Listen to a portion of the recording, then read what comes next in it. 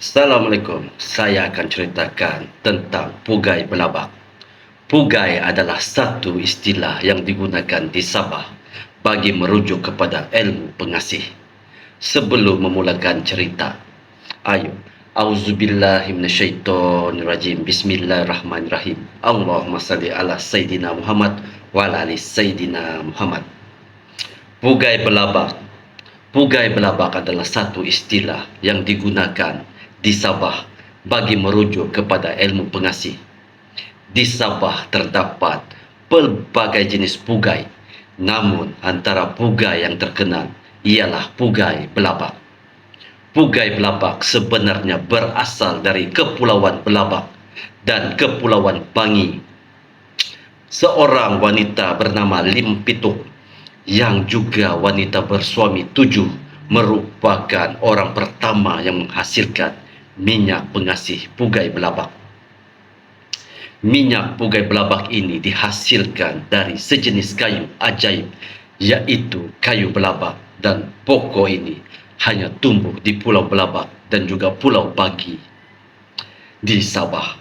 Ciri-ciri kayu ini ialah ianya tumbuh menjalar dan pucuknya akan bertaut semula dengan pangkal akarnya, seperti tunduk menyembah bumi. Walaupun pokok itu menjalar dan membesar, pucuk pokok ini akan terus berpaut pada akarnya sehinggalah mati. Pokok ini hanya berdaun di hujung dan daunnya runcing serta berbunga putih. Pokok belabak hanya akan berbunga sekuntum sahaja setiap 10 tahun, dan bunganya berputik dan mekar cuma dalam tempo 1 malam sahaja. Keesokan harinya, kuntum bunga pokok belabak akan gaib dengan sendirinya. Oleh itu, amat sukar untuk menemui kuntum bunga yang menjadi ramuan utama Pugai Belabak ini.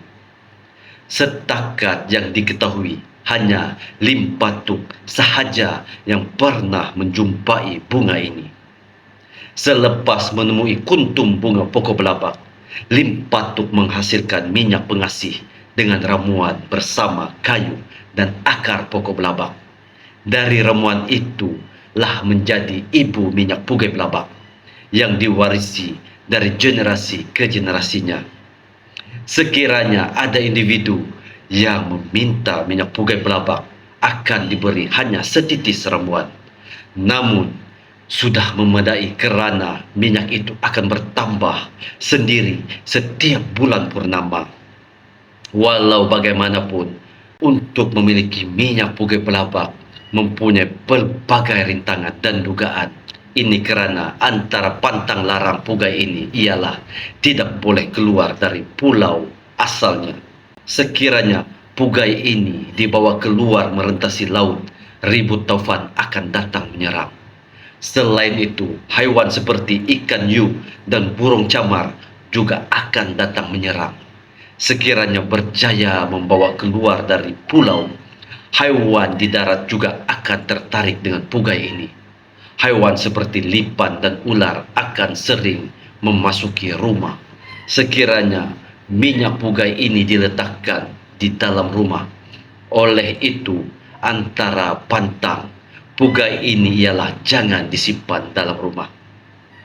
Selain untuk memikat hati untuk percintaan, minyak Pugai Belabak ini juga sering digunakan untuk tujuan pelaris perniagaan dan juga menguatkan pengaruh politik.